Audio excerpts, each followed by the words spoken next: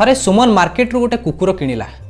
से कुकुर भल गुण थिला, से पानी ऊपर चली पारिबो एवं दौड़ी मध्य पारिबो। तो सुमन ए विषय रे ता सांग को जणिया पई चाहिला। तेणु से ता सांग रोहन को घर को इनवाइट कला। दुई जण सांग मिसी नदी को बतक शिकार करिया पई गले। सांगरे से कुकुर को मध्य नेकी गले। दिनमान सारा दुई बंधु बतक शिकार कले एवं कुकुरटी पानी ऊपर दौड़ी दौड़ी बतक संग्रह करुथाए।